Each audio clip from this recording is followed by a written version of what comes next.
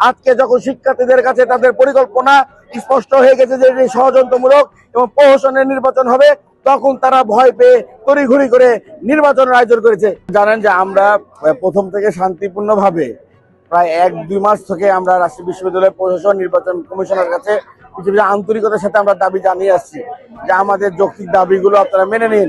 আমরা আগে দাবি জানিয়েছিলাম যে আমরা মনে করেছিলাম একটি জঙ্গি গোষ্ঠী যারা বিশ্ববিদ্যালয়ের আমাদের পবিত্র আল কোরআন পুরানো হয়েছে তাদেরকে শাস্তির আওতায় আনতে, সেই দাবিগুলো তারা মানেনি। আমরা বলেছিলাম ঠিক আছে, আমাদের ওই দাবি আপনারা পরে মানেন, আর আপনারা রাকসু আয়োজন করতে চাচ্ছেন, এটা শিক্ষার্থীদের অধিকারের প্ল্যাটফর্ম, আমরা আপনাকে স্বাগত জানাচ্ছি। আমরা ছাত্রদল আপনাকে সর্বোচ্চ সহযোগিতা চাই এবং অংশগ্রহণ করতে চাই। আপনি কারো অংশগ্রহণে কোনো বৈষম্য করবেন না। অথচ আমরা দেখেছি যখন ভোটার তালিকা প্রকাশ করা হয় সেখানে আমাদের রাজশাহী বিশ্ববিদ্যালয়ের 24-25 শিক্ষাবর্ষের শিক্ষার্থীদেরকে ভোটার অধিকার থেকে বঞ্চিত করা হয়েছে। জানুয়ারি মাসে 5 তারিখে বিশ্ববিদ্যালয়ের ভর্তি ফর্ম ছাড়া হয়েছে, তারা এত করে লেট করে এসে আগস্ট মাসের 3 তারিখে রাজশাহী বিশ্ববিদ্যালয়ে ক্লাস শুরু হওয়ার কথা ছিল, পরবর্তীতে তারা আগস্ট মাসের 17 তারিখে ক্লাস করেছে।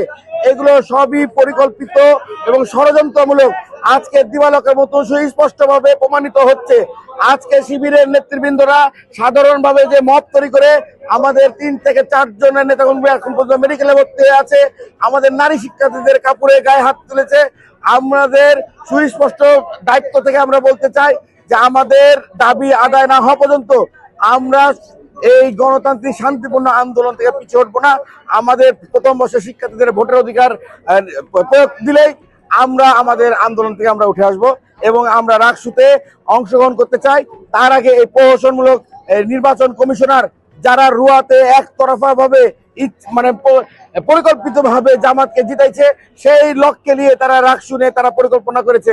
আজকে যখন শিক্ষার্থীদের কাছে তাদের পরিকল্পনা স্পষ্ট হয়ে গেছে যে এটি ষড়যন্ত্রমূলক এবং প্রহসনের নির্বাচন হবে, তখন তারা ভয় পেয়ে তড়িঘড়ি করে নির্বাচনের আয়োজন করেছে। ধন্যবাদ।